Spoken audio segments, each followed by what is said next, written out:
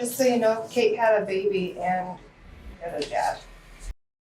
In April 2024, an entire community is left stunned when a severely disabled woman is found pregnant inside her care home.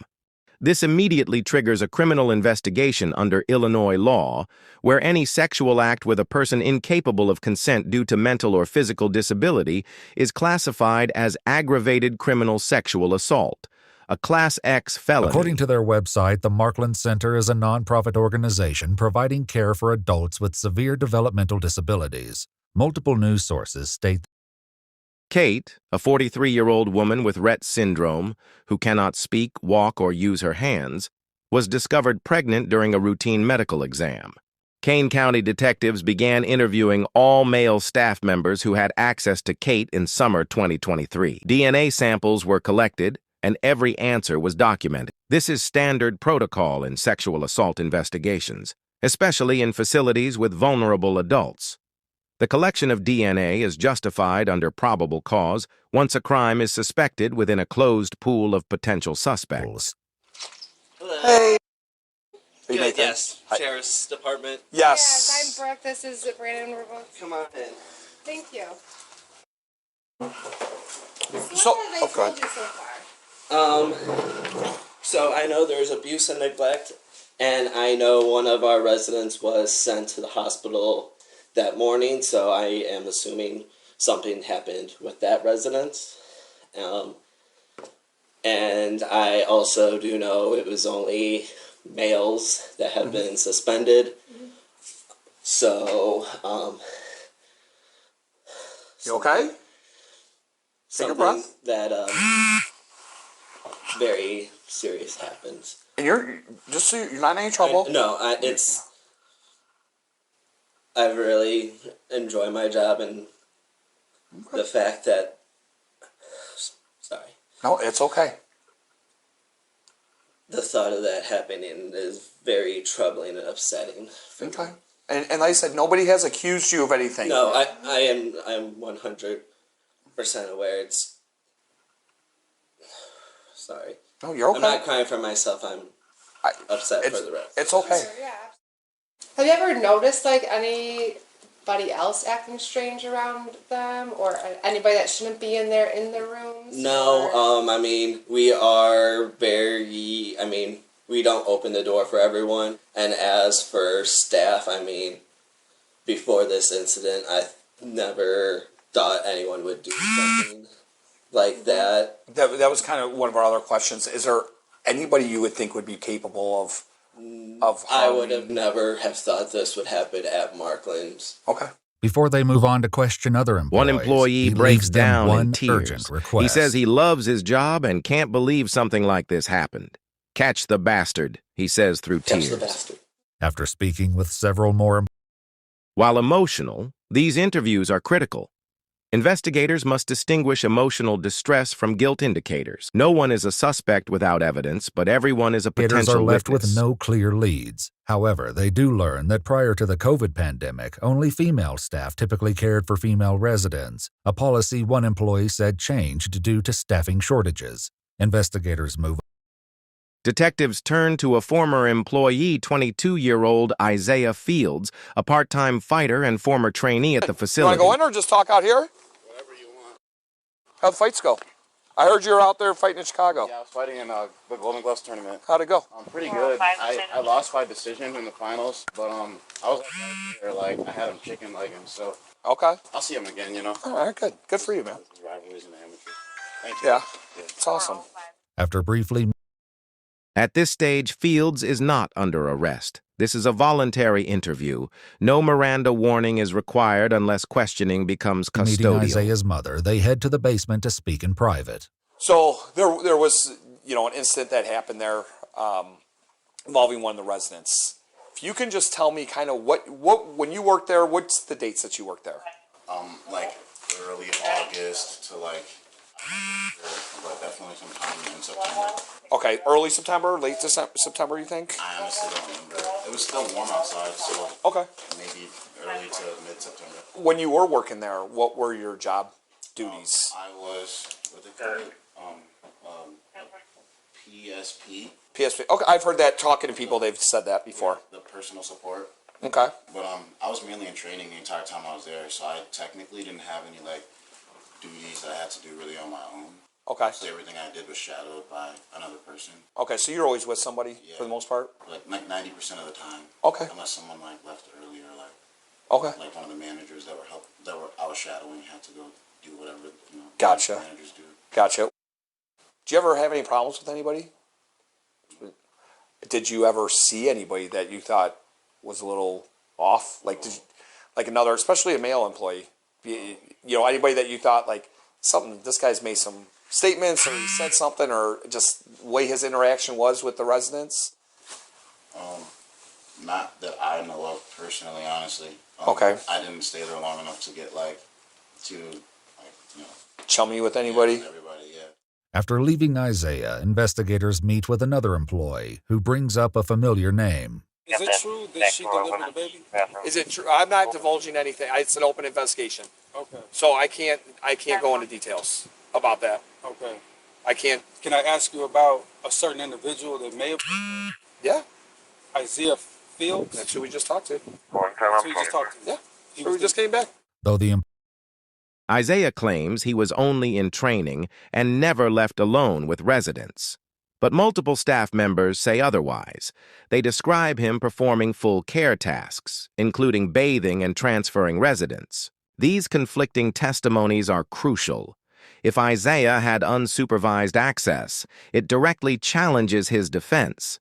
Also, witness credibility and consistency will weigh heavily in any trial or plea employee negotiation. doesn't explain Investigators why he collect suspects him. DNA After all swabs the from swabs all are collected staff. and processed, When the results come DNA back, test they comes point to back a positive match. for 22-year-old Isaiah Fields. A DNA match in a sexual assault case, especially involving a non-consenting, severely disabled victim, is powerful forensic evidence.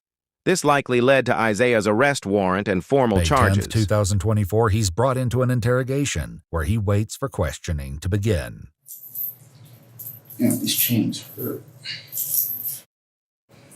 Please, Lord Jesus, don't come to me. Please, Lord Jesus, never leave my side. Please don't leave me stranded, Lord Jesus. Investigators enter and read his Miranda rights. Let me just start by asking, do you have any idea why you would be there right now? Okay, no clue? Okay. You know why I talked to you before, right, about the Markland stuff? So, I never got any you just told me it was a case with Markland. okay.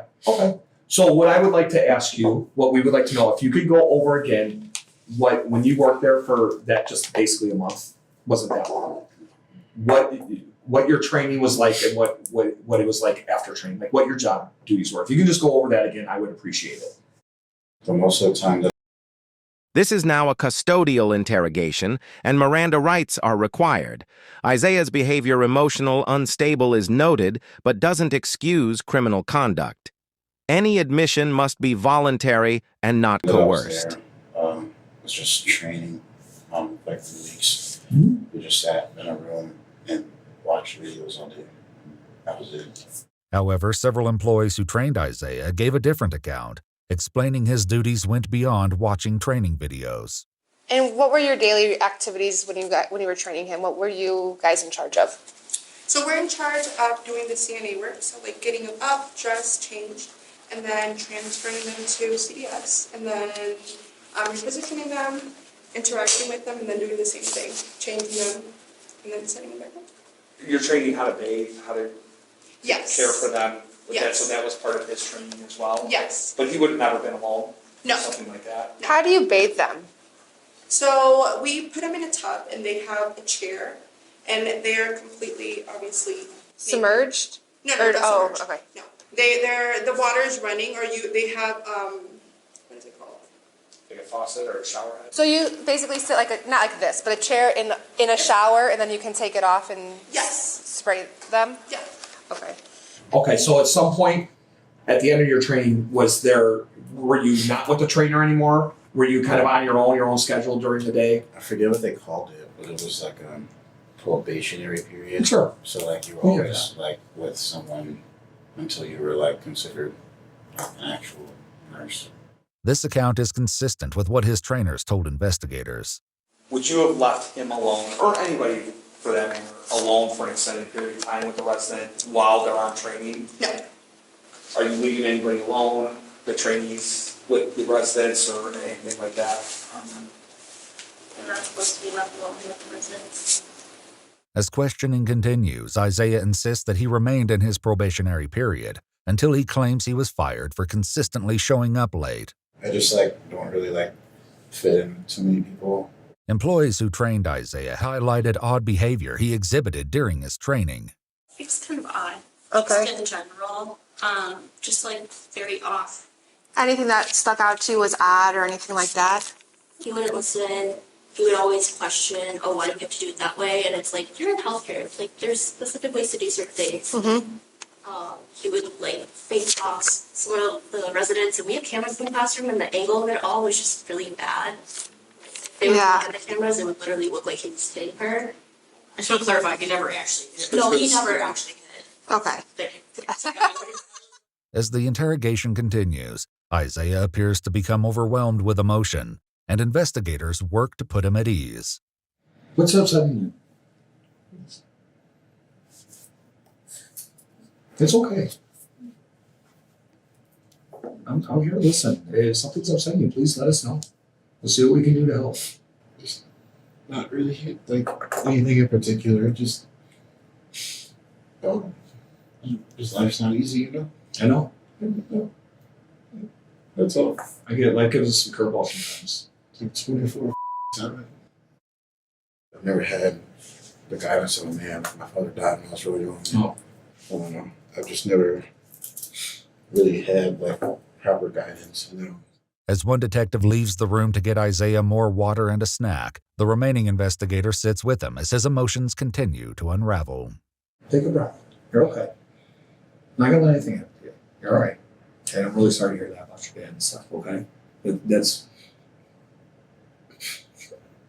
tough. I'm sorry. Come on. It's okay. It takes a lot for you to sit here and allow yourself to have these feelings. To allow yourself to have emotion. That can be a lot, especially in front of people you don't know. I'm not trying to be difficult. I just think it'll be within my best interest to get it turned. Okay. All right, I can't ask you any more questions then. I'm sorry. No, it's okay. I'll leave you at it. She'll give you. Go. I'm gonna tell him this. What's that? I'm reading them tell. Yeah, you tell him. Yeah, whatever. Just so you know, Kate had a baby and you're the dad. As investigators exit the room, Isaiah processes the gravity of the situation and the consequences he's facing. My life is over. Such a idiot.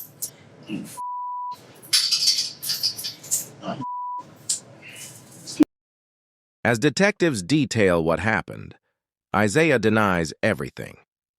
But when they confirm that Kate had a baby and that he's the father he unraveled, Lord Jesus.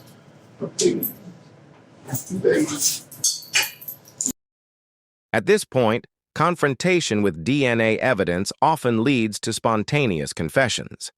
His emotional reaction could later be used in court if it indicates guilt, unless a defense attorney successfully argues that he was coerced or mentally impaired. Just give me one chance. That's all I have is give me one chance. I'm sorry. Please forgive me. I'll do anything. I'll do a military fucking thing, right? I'll donate all my money. I'll be homeless without a car. I'll do anything, God. Please. Please just give me one more chance. Please. Please allow me a chance into this child's life. I'll be on the sex offenders list. I'll anything. Please don't make me spend years in jail. Please don't make me spend years in jail. I'll donate everything. I'll be homeless. Just let me be part of the child's life. According to reports, Kate developed preeclampsia. The baby died 11 weeks after birth in intensive care.